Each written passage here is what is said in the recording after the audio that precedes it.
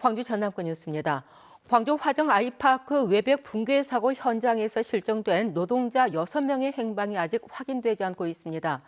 오늘은 어제 저녁에 중단됐던 수색 작업이 재개되고 붕괴 위험이 큰 타워 크레인 해체 작업도 시작될 예정입니다.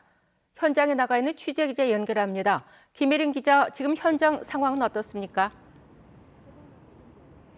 네, 어제 저녁 날이 저물면서 중단됐던 수색 작업이 지금 막 시작됐습니다. 오늘 수색 작업에는 인력 80여 명과 구조견 9마리가 투입될 예정입니다. 또 어제 동원됐던 열화상 드론 역시 함께 사용될 것으로 보입니다. 어제 진행된 수색 작업은 오후 6시 반쯤 날이 저물자 안전상의 이유로 중단됐습니다. 투입된 구조견들이 건물 상층부에서 약하게 반응을 보였지만 실종자 6명을 발견하지는 못했습니다. 이에 따라 구조 당국은 오늘 이 상층부를 중심으로 수색을 진행하는 한편 지하 4층부터 지하 1층까지의 공간도 다시 수색할 예정입니다. 이와 함께 외부 수색 작업을 본격화하기 위해 현장에 있던 타워 크레인을 해체하는 작업도 진행됩니다. 사고 현장의 타워 크레인은 무너진 건물 외벽을 따라 연결된 상태인데요. 이 때문에 추가로 무너질 위험성이 커 외부를 수색하는 데에도 제한이 있었습니다. 그러자 시공사인 현대산업개발이 이 타워 크레인을 해체하기로 했습니다. 오늘 저녁이면 전북 군산에서 출발한 해체 크레인이 이곳에 도착할 예정인데요. 이 해체 크레인을 조립하고 설치하는 예비 작업에만 이틀 정도가 소요되기 때문에 본 작업인 타워 크레인 해체는 오는 17일 정도에 완료될 것으로 보입니다. 한편 경찰이 공사에 참여했던 협력업체 3곳에 대해 압수수색에 들어가는 등 사고 원인을 밝히기 위한 수사도 속도를 내고 있습니다. 지금까지 광주 화정 아이파크 외벽 붕괴 사고 현장에서 KBS 뉴스 김혜린입니다. 광주 신축 아파트 붕괴 사고와 관련해서 부실 공사 정황이 속속 드러나고 있습니다.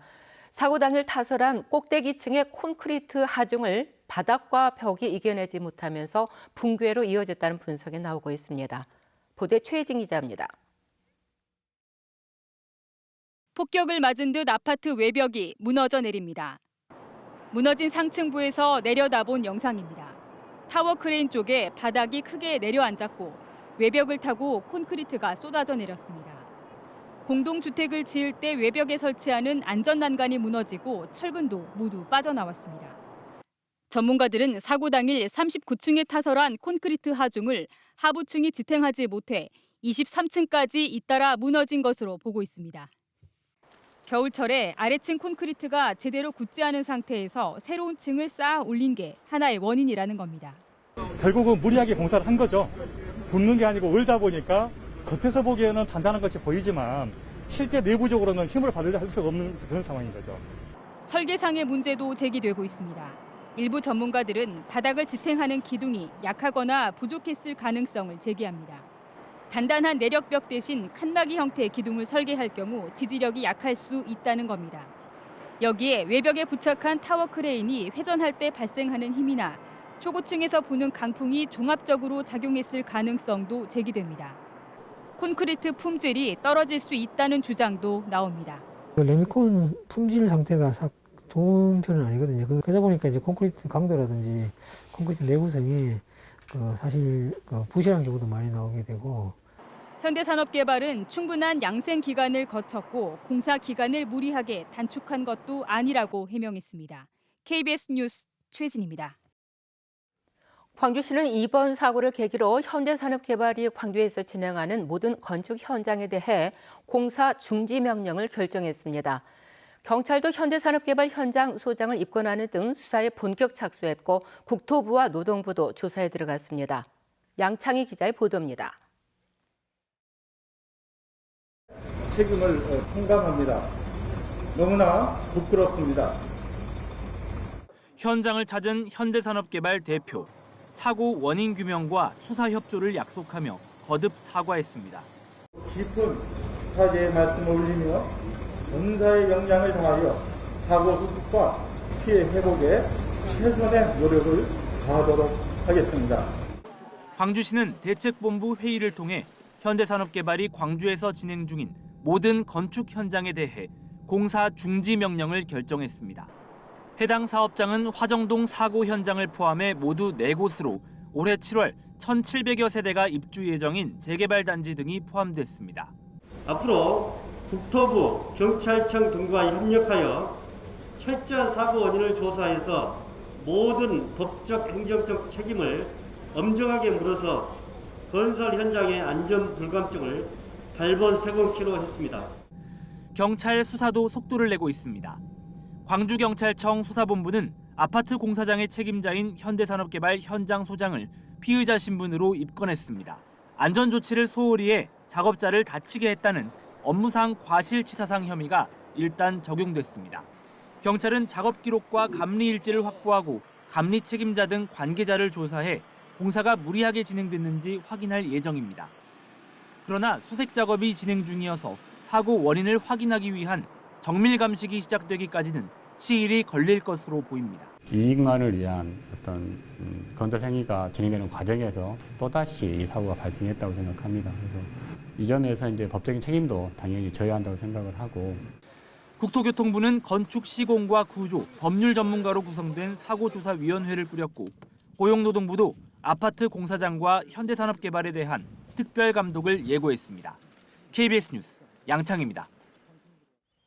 전라남도가 오는 21일까지 전남에서 시공 중인 공동주택 건설 현장에 대해 특별 안전 점검을 실시합니다. 대상 사업장은 공동주택 현장 67곳으로 굴착 작업부터 타워 크레인 등 현장 시설물의 안전 여부, 거푸집의 정품 사용 여부 등을 중점적으로 확인할 계획입니다. 광주 전남 지역 코로나19 확진자가 연일 300명대로 최다를 기록하고 있습니다. 광주에서는 광산구의 유양원에서 38명이 추가 확진돼 이틀 동안 누적 69명으로 늘었고 어린이집과 초등학교 연구원 확진자도 지속적으로 나오는 등 어제 하루 광주 지역 신규 확진자는 188명입니다. 전남에서는 목포에서 52명이 추가되는 등 18개 시군에서 모두 136명의 확진자가 나왔습니다.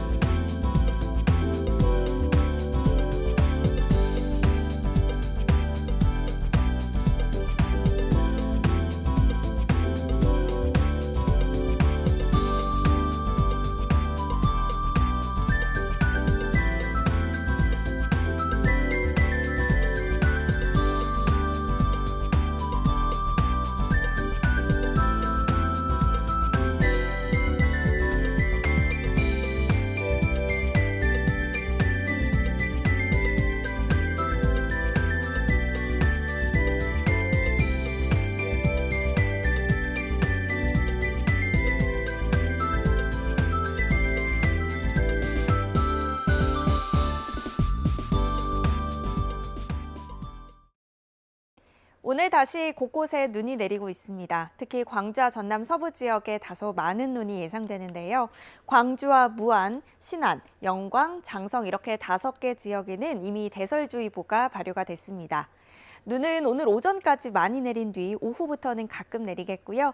예상 적설은 광주와 전남 서부 지역에 3에서 8, 동부 지역에 1cm 안팎입니다.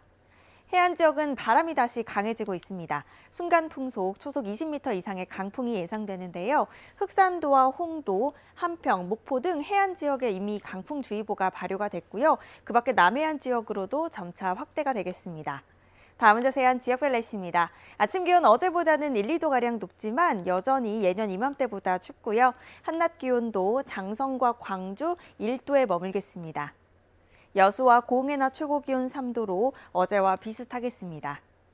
목포의 낮 최고 기온 1도, 강진과 장흥 2도에 머물러 낮 동안에도 춥겠고요. 신안을 비롯한 그 외 도서 지역도 2도에서 3도가 예상됩니다. 대부분 해상에는 풍랑주의보가 발효 중입니다. 먼바다는 물결이 최고 4m로 매우 거세게 일겠습니다.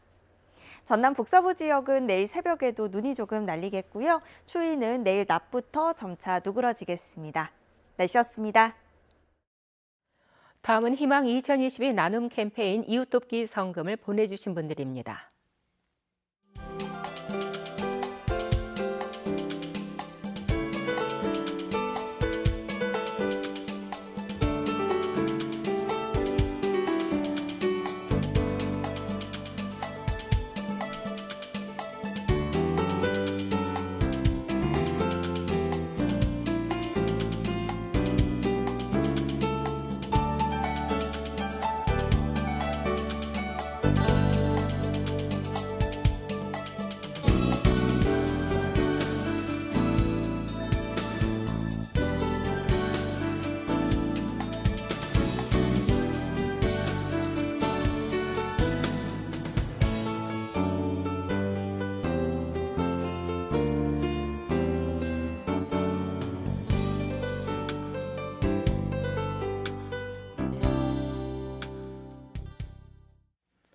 농림축산식품부의 농식품 바우처 시범사업 공모에서 해남군과 장성군이 농촌형 사업으로 선정됐습니다.